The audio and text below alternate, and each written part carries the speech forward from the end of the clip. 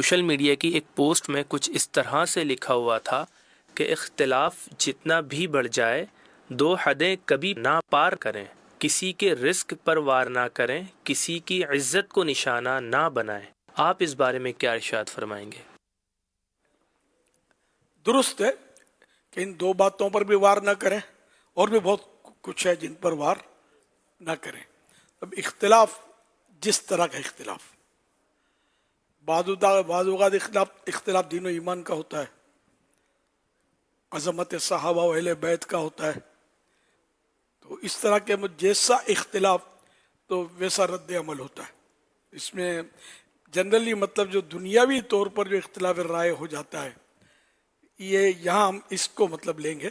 تو یہ دنیاوی طور پر اختلاف رائے ہو گیا، دوستوں میں اختلاف رائے ہو جاتا ہے، دوستی بھی رہتی ہے اور تھوڑا کہہ سن کر بولیاں، تو جیسا اختلاف، تو تاہم بہرحال کسی بھی مسلمان کی عزت پر حملہ، اختلاف ہو یا موافقت ہو، نہیں کرنا ہوتا۔ اس طرح کسی کے رزق پر وار نہ کریں۔ اب اس کے معنی کیا ہیں یہ لکھنے والا جانے۔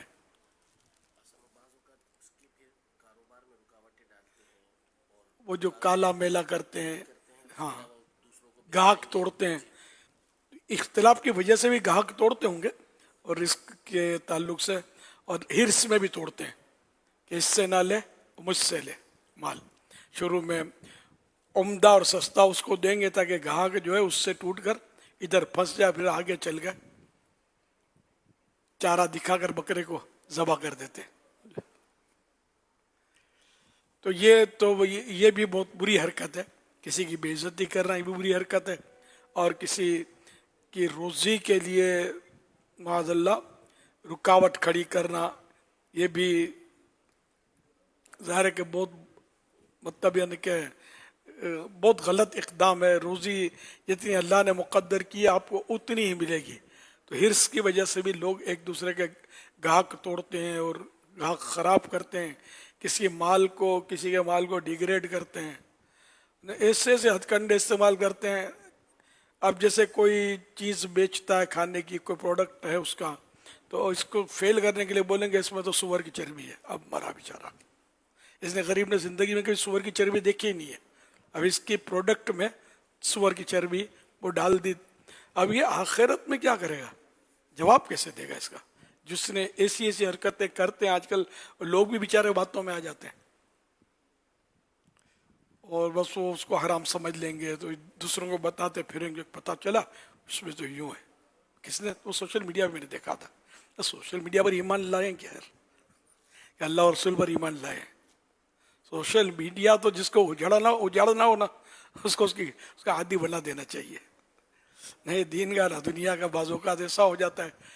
تو سوشل میڈیا سے درست فائدہ، جائز فائدہ استعمال کرنا، یہ تو کرنے والے تو میری مراد یہ ہیں بھی، مستثنیات تو سب میں ہوتے ہیں۔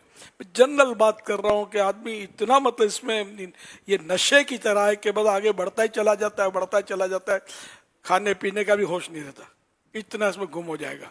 اور پھر اتنے گناہ بھرے اور اتنے عجیب و غریب لوگ بھی شامل ہو جاتے ہیں۔ اب جیسے جشن میلاد ہے نا، کتنا پاکیزہ ہے، تو اس میں بھی بعض منانے کا دعویٰ کرنے والے بھی ایسے مسخرہ پن ایسی حرکتیں کرتے ہیں کہ یار ہم لوگ کیوں مت یار بدنام کرتے ہو یار، ایسی باتیں کر رہے ہوتے ہیں، ایسے سین پاٹ کر رہے ہوتے ہیں۔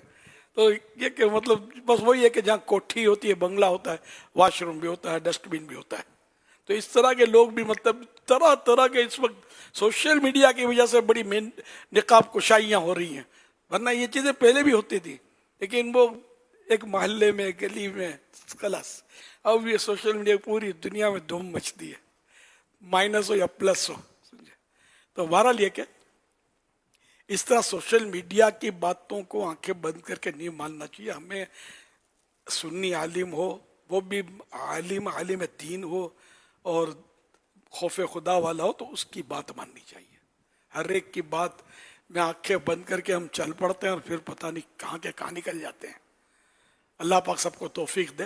بہرحال یہ کہ اختلاف کی صورتیں بھی کچھ عرض کرنے کی کوشش کی۔ صلو علی الحبیب صلی اللہ علی محمد